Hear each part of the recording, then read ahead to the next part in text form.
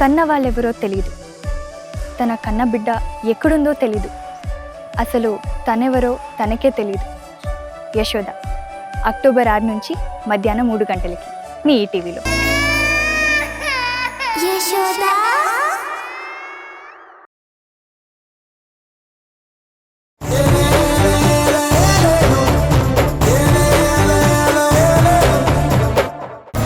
వాళ్ళకి జరిగిన పెళ్లి ముహూర్తమే వాళ్ళది కాదు. దానివల్లే ఇన్ని రోజులు ఎడమొహం పెడమొహం వేసుకుని ఉన్నారేమో. వాళ్ళిక్కడ ఎలా ఉన్నారనేది మనకు తెలుసు, కానీ వాళ్ళకి తెలియదు కదండి. వాళ్ళ ముందు సంతోషంగా ఉన్నారో నటిస్తున్నారో కూడా తెలుసుకోకుండా మనం ఎందుకు తొందరపడ్డం? మీరేం కంగారు పడకండి. వాళ్ళిద్దరికీ ఏం జరగాలో అవన్నీ నా చేతుల మీద చేయిస్తాను. మంచి ముహూర్తం చూసే జరిపిస్తాను. ఏంటో నీ ముహూర్తాల గోల, నీకెలా నచ్చితే అలా చెయ్యి.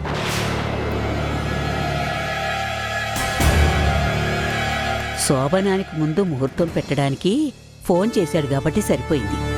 శోభనం అయ్యాక ఫోన్ చేసుంటే ఏంటి మన పరిస్థితి? ఏముంది, వివాహం విద్యానాశనం, శోభనం సర్వనాశనం అన్నట్టు మనం సర్వనాశనం అయిపోయి ఉండేవాళ్ళం.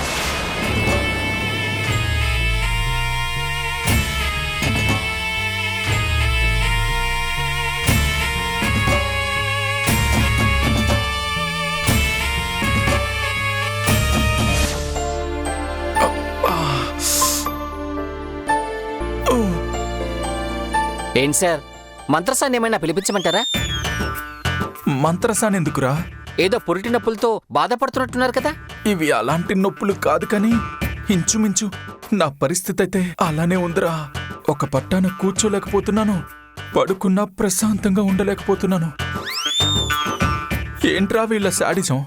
తిండి పెట్టి చంపేలాగా ఉన్నారు. ఆపండి సార్, మీరు మీ కామెడీలు. అసలు మీరు ఎంత తిన్నారు సార్? తినకుండానే ఇంత అవస్థ పడుతున్నాన్రా. మీ ఆవిడ ఎంత తిన్నారో చూశారు కదా సార్.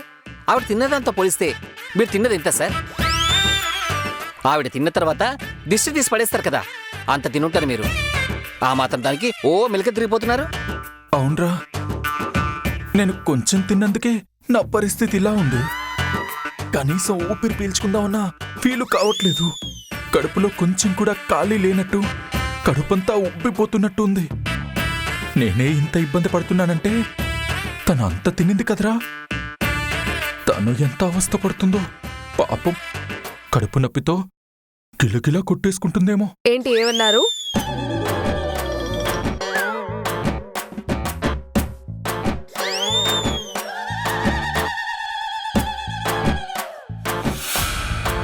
మీ ఆవిడ గారు మీకేదో పానకం తెచ్చినట్టున్నారు. పానకంలో పుడకలాగా మధ్యలో ఎందుకు? మీరు కానివ్వండి.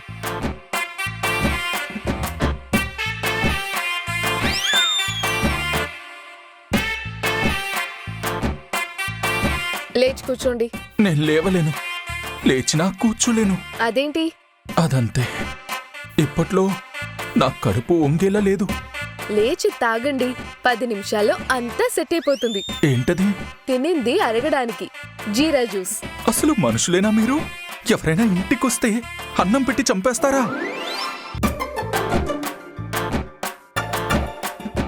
నేను తిన్నదానికి మాట్లాడడానికే అవస్థపడుతున్నాను. నువ్వు అంత తిని కూడా సరిపోలేదన్నట్టు ఇంకో జ్యూస్ తాగుతున్నావు. అది కడుపా లేకపోతే చెరువా? ఇలా మాట్లాడడానికి సిగ్గుగా లేదా మీకు? ఎవరికి సిగ్గులేదంటున్నావు? మళ్ళీ ఆ డౌట్ ఎందుకు? మీకే. అంత తిని నేనే ఇంట్లో పనులు చేసుకుంటూ తిరుగుతున్నాను. అలాంటిది ప్రసాదం తిన్నట్టు కొంచెమే తిని లేవలేను, కూర్చోలేను అని చెప్తున్నారు. సిగ్గు లేకపోతే ఇంకేంటి మరి? ఇంకోసారి ఆ మాట అన్నావంటే ఏం చేస్తానో నాకే తెలీదు. ఏం చేస్తారు? ముందు లేచి కూర్చోండి చూద్దాం.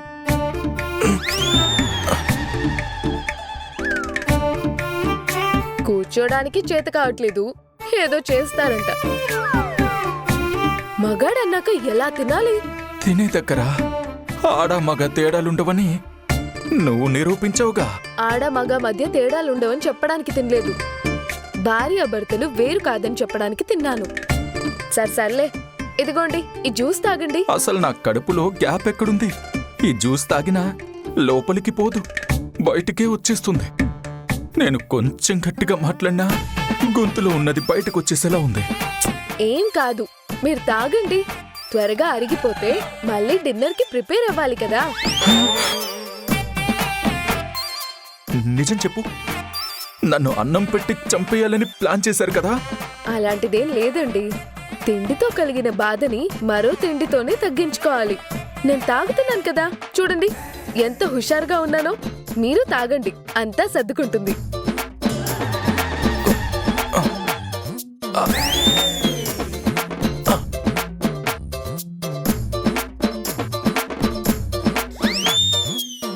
నిన్ను చూస్తుంటే తిండి విషయంలో మాస్టర్స్ చేసినట్టును. నిన్ను ఫాలో అవడంలో తప్పేం లేదు. ఇవ్వు. అది అలా దారికి రావాలి. ఏంటి? ఎప్పటికైనా మీరు నా దారికి రావాల్సిందే అంటున్నాను. హలో, అంత సినిమా లేదు. హలో, నేను చెప్తుంది మీరు అనుకుంటున్న దారి కాదు. ఈ జ్యూస్ విషయంలో అన్నాను. తాగండి.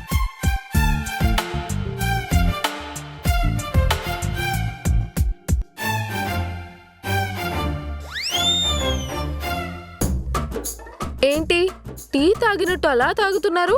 ఒక్కసారిగా కొట్టండి, అప్పుడే పనిచేస్తుంది.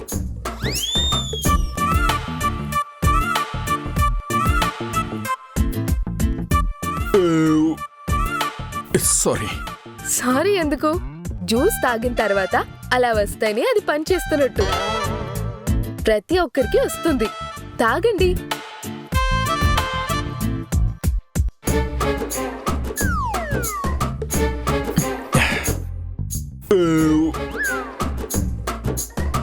కాసేపు లేచి నెమ్మదిగా అటు ఇటు తిరగండి, అంతా సెట్ అయిపోతుంది. అమ్మా!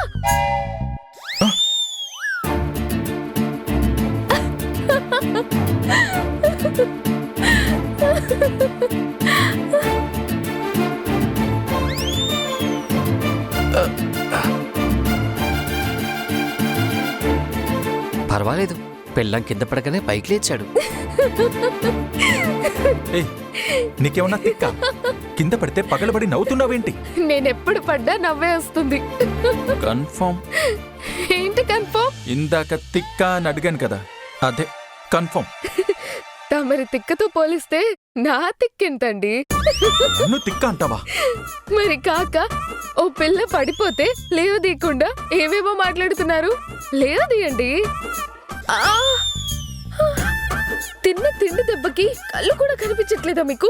చెయ్యి ఇక్కడ ఉంటే అక్కడిక్కడ చూస్తున్నారు. ఒక్క నిమిషం.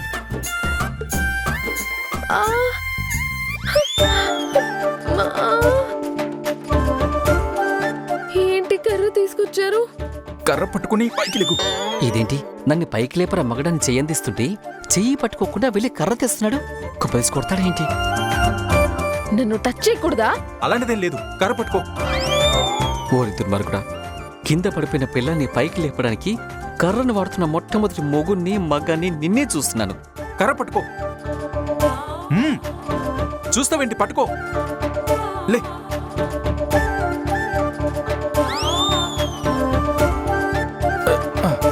లే, లే.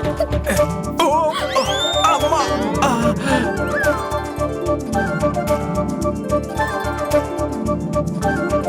కర్రతో లేపుతారంట, కర్రతో.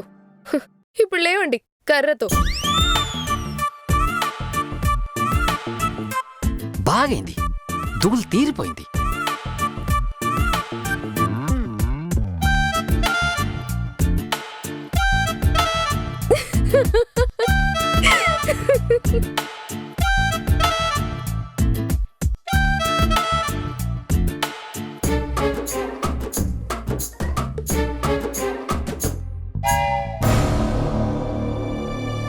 మళ్ళీ ఏదో సినిమా రిలీజ్ అయినట్టుంది, చూడవే.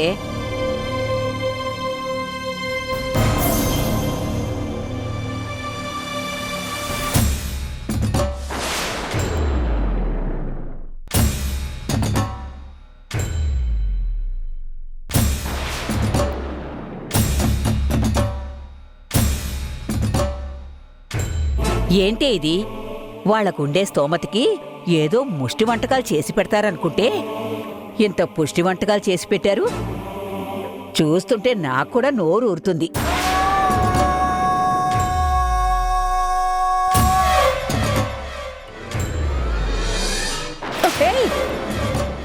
₹1,00,000 ఫోన్ అది.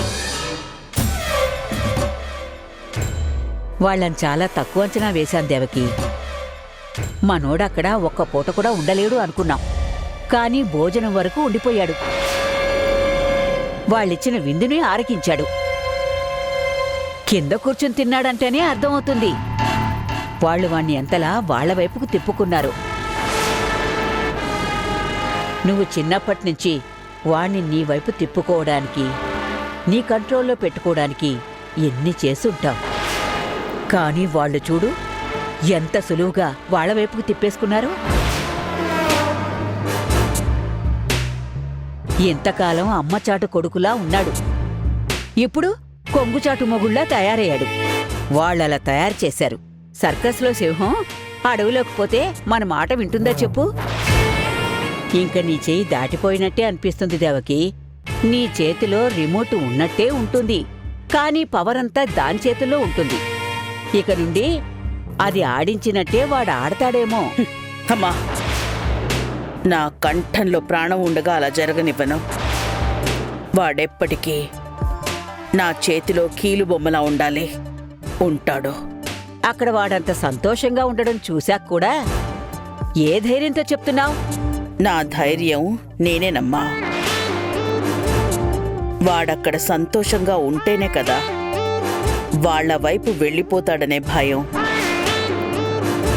ఆ సంతోషాన్ని చెడగొట్టామనుకో, అప్పుడు మనకున్న భయం కూడా చెదిరిపోతుంది. మనం వెంటనే అక్కడికి వెళ్ళాలి. అయితే ఇంకో సినిమా రిలీజ్ కాకముందే వెళదాం పద దేవకి. ఒక్క నిమిషం అమ్మా.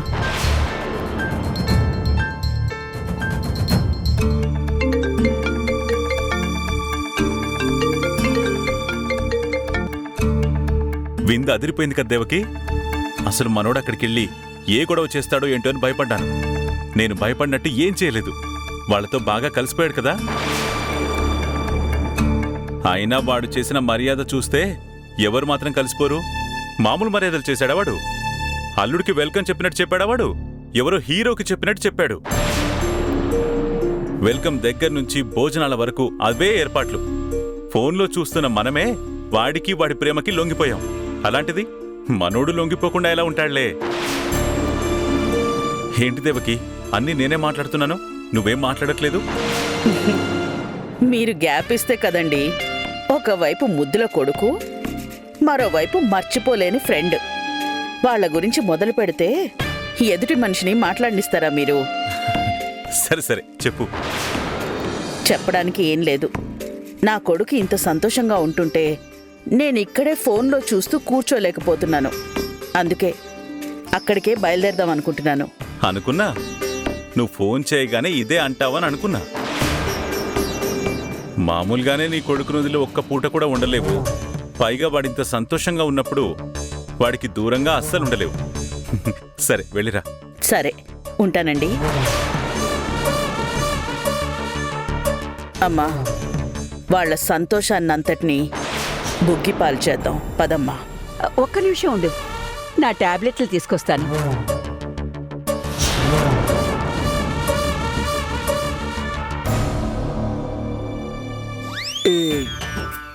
మీరేంటండి బాబు తిండి పెట్టి చంపేసేలా ఉన్నారు? ఆ వంటలేంటి, ఆ మర్యాదలేంటి, అన్ని ఐటమ్స్ పెట్టారేంటండి? చూస్తుంటే వదలబుద్ధి కాలేదు. పీకల దాకా తినేశారు. పైగా కొన్ని దుర్మార్గాలు చూడడం వల్ల అవి కూడా కడుపులోనే కదలాడుతున్నాయి. తిన్నది అరిగి చావట్లేదు, ఆ దుర్మార్గాలు పక్కకు జరిగి చావట్లేదు. ఆ తాంబూలం ఇలా ఇవ్వండి. అరే కాస్త చూసుకోనాయనా, సున్నం ఎక్కువైపోతే నోరు పొక్కిపోద్ది. పర్లేదులేండి, మీరు పెట్టిన అన్నంతో కడుపై పొక్కిపోయేలా ఉంది. ఇంక ఈ సున్నంతో నోరు పొక్కితే పోయేదేముంది? ఇంతకీ ఎక్కడుంటావు? మా బాస్ ఎక్కడ ఉంటే అక్కడ ఉంటాను. మరి ఇక్కడ మీ బాస్ లేడు కదా? లేకపోతే ఏమిట్రా, నువ్వెక్కడుంటావు అంటే నీ కొంప ఎక్కడుంటుందా అని. అలా అడగొచ్చు కదా. మధురా నగర్లో ఉంటాను. పిల్లలు ఏ కాలేజీలో చదువుతున్నారు? పిల్లలు ఏ కాలేజీలో చదువుతున్నారు అని అడిగాను. పిల్లలు కాలేజ్. ఓహో, కాలేజీ పూర్తి చేసుకుని పెళ్లికి ఎదిగిపోయారా? ఎదిగిపోయే ఉంటారులే. నీ మొహంలో కనిపిస్తున్న దిగులు చూస్తుంటేనే అర్థమవుతుంది పిల్లలు పెళ్ళిడికొచ్చేసుంటారు అని. ఈడొచ్చిన పిల్లలున్న తల్లిదండ్రులందరికీ ఈ మాత్రం దిగులుంటుంది లేరా?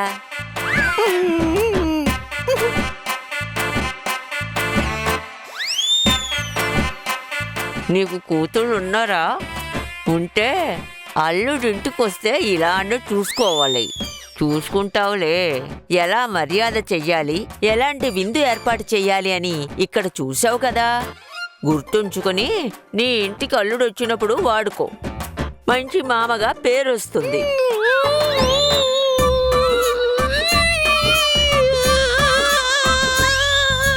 ఇప్పుడు నేనేమన్నానని వీడిలా ఏడుస్తున్నాడు? ఏమిట్రా పక్కకెళ్ళి ఏడుస్తున్నావు? ఎద్దులా ఉన్నావు. ఏడవడానికి సిగ్గుగా లేదు? చూడ్డానికి దరిద్రంగా ఉంది. ఇలారా. ముందే చెప్పాను కదరా, చూసుకొని వేసుకోరా. సున్నం ఎక్కువైతే నోరు పొక్కిపోతుందని. అయినా నోరు పొక్కిపోతే ఎవరైనా ఏడుస్తారా? నీ దుర్మార్గం పాడుగాను. నేనేడుస్తుంది నోరు పొక్కిందని కాదు, మీ నోరు కక్కుతున్న విషయం వల్ల ఏడుస్తున్నాను. ఓ, నా నోరు కక్కిన విషమా? శుభవాని, నీ పిల్లల గురించి వాళ్ళ పెళ్లిళ్ళ గురించే కదరా మాట్లాడాను. అది విషయం ఎలా అవుతుందిరా అడ్డగాడిద? అసలు నన్ను చూసి ఆ ప్రశ్న ఎలా అడగనిపించిందండి మీకు? ఏం ప్రశ్న? పిల్లలు ఏ కాలేజీలో చదువుతున్నారని అడిగారు కదా మీరు. పిల్లలు ఎంతమందిని అడిగినా నేను ఇంత బాధపడేవాడిని కాదు. వాళ్ళు ఏ కాలేజీలో చదువుతున్నారని అడిగారు కదా, దానికి ఏడుపు వస్తుంది నాకు. కాలేజీ కాకపోతే స్కూలుకు పోతున్నారని చెప్పి చావచ్చు కదా. దానికి ఏడవడం దేనికి? పిల్లలే లేకుంటే స్కూల్కి ఎలా వెళ్తారండి? పిల్లలు లేరా? పెళ్ళే కాకుండా పిల్లలు ఎలా ఉంటారండి? పెళ్ళే కాలేదా? ఏం రోగం? నాకు పెళ్లి కాలేదంటే అయ్యో పాపం అనాల్సింది పోయి ఏం రోగం అంటున్నారా? ఇంత వయసొచ్చినా పెళ్లి కాలేదు అంటే ఎవరైనా ఏం రోగం అని అంటారు. అయ్యో పాపం అని ఎవ్వరూ అనరు. ఇంచుమించుగా నీకు నా కొడుక్కి ఒకే వయసు ఉంటుంది కదా. ఆయనకు నాకు ఓకే వయసా? ముందు మీరు మీ అద్దాన్ని మార్చండి, మీకు కళ్ళు సరిగ్గా కనిపించట్లేదు. నా కళ్ళు బాగానే కనిపిస్తున్నాయి. నేను అద్దాలు మార్చుకోవడం కాదు, నువ్వే ఆ మొహాన్ని మార్చుకో. ముదురు మొహం నువ్వును. ఒక పక్క ముఖం మీద ముడతలు కనిపిస్తున్నా వయసైందని మాత్రం ఒప్పుకోవట్లేదు. నా జీవితంలో ఇంతకన్నా డ్యామేజ్ ఏమి ఉండదు. మీ దగ్గర తాంబూలు తీసుకున్న పాపానికి నాకు ఇలా జరగాల్సింది. అయ్యో ఒరేయ్, వయసు అయిపోయిందంటే ఒప్పుకోవు. కంటి చూపు కూడా మందగించినట్టుంది. ఎందుకైనా మంచిది డాక్టర్కి ఒకసారి చూపించుకోరా అబ్బాయి.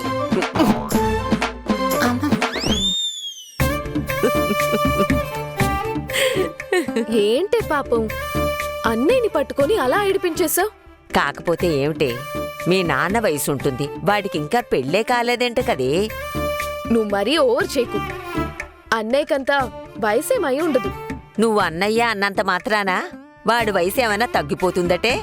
వాడి మొహం చూస్తుంటేనే తెలిసిపోతుంది వాడెంత ముదిరిపోయాడా అని. మరీ నువ్వు అనుకున్నంత ముద్రేం కాదులే, కొంచెం ముదిరాడంతే. ఈ కాలంలో మామూలుగా పిల్లలకే పెళ్లిళ్ళు కావట్లేదు, ఇక ఈ ముదురు మొహం వాడికి ఏమవుతుందే? ఏదో ఒకటి అవుతుందిలే అలివేని. నీ మచ్చ నాలికతో అలా అనకు. అబ్బాయి, ఇప్పుడు జరగని పెళ్లి గురించి ఎందుకు లేవే? అటు చూడవే.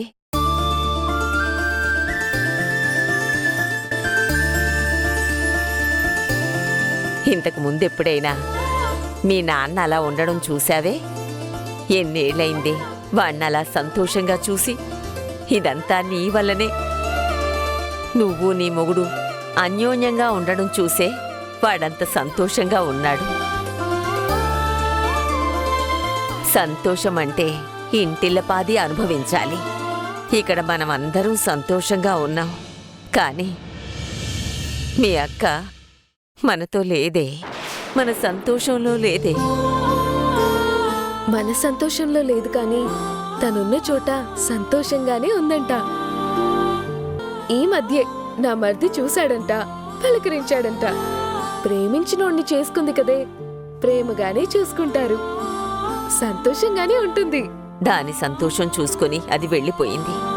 కాని కన్నవాళ్ల కడుపుకోత ఎలా ఉంటుందో ఆ మాత్రం ఆలోచించకపోతే ఎలానే? ఆలోచించకుండా ఎందుకుంటుంది? ఆలోచించేదే అయితే వెళ్ళిపోయే ముందే ఆలోచించాలి కదే. ఏం చేయాలో తెలియని అయోమయంలో చేసుంటుందే తప్ప అమ్మా నాన్నల్ని ఇబ్బంది పెట్టాలని మాత్రం చేసుండదే. దాన్ని తప్పు పట్టకు. అక్కెలాంటిదో నీకు తెలీదా? చేసిందేదో చేసింది. ఆ తర్వాతైనా వచ్చి మీ అమ్మా నాన్నల కాళ్ల మీద పడి క్షమాపణలైనా అడిగుండాలి కదా. అది చేయలేదు. ఆ ధైర్యమే ఉండుంటే ఆ పనేదో వెళ్ళిపోకముందే చేసుండేది కదే.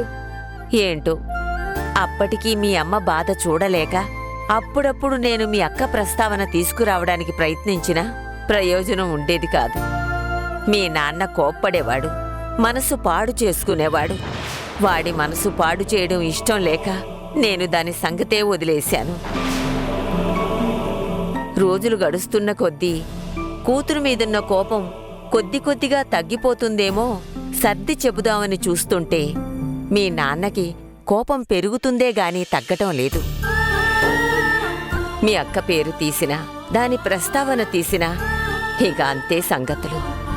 మీ నాన్నతో పాటు మీ అమ్మ కూడా కోపం చూపిస్తుందే కాని లోపల కుమిలిపోతూ ఉంటుంది. ఎంతైనా తల్లి కదే. ఇప్పుడు కూడా మీరొచ్చారన్న ఆనందంలో అలా నవ్వుతుందే కాని 10 నిమిషాలకు ఒక్కసారైనా దాన్ని తలుచుకొని బాధపడుతూనే ఉంటుంది. రేపు మీరు వెళ్ళిపోతే ఇక దాని జాసలోనే ఉంటుంది. వంట చేసుకుంటూ చేతులు కాల్చుకోవడం, ఎక్కడ పనులు అక్కడ మర్చిపోవడం చేస్తూ ఉంటుంది. మీ అక్క విషయంలో మీ నాన్నకి సర్ది చెప్పగలిగేది నువ్వు మాత్రమేనే. ఎందుకంటే నువ్వేం చేసినా ఆలోచించే చేస్తావని, నలుగురు బాగుండాలని చేస్తావని వాడు నమ్ముతాడు. దానికి తోడు నీ మీద ప్రాణమే పెట్టుకున్నాడు. నువ్వు చెప్తే వాడు వింటాడే. వాడికి సర్ది చెప్పవే. సరే అలివేణి, నాన్నతో నేను మాట్లాడతాను. హా, ఆ బిందెలో నీళ్లు నింపి అందులో ఒక ఉంగరం వేస్తారు. మనిద్దరికి పోటీ పెడతారు. ముందెవరు తీస్తే వాళ్ళు గెలిచినట్టు. అసలు అలాంటి పోటీలేవి ప్లాన్ చేయొద్దని చెప్పు. నాకు నచ్చవు. ఏంటన్నయ్యా, మీ సార్కి నాతో ఓడిపోతానన్న భయం పట్టుకుందా? ఒక్కసారి కాకపోతే 10 సార్లు ఉంగరం వేసుకోమను. 10 సార్లు నేనే గెలుస్తానని చెప్తున్నాను. అది చూద్దాం.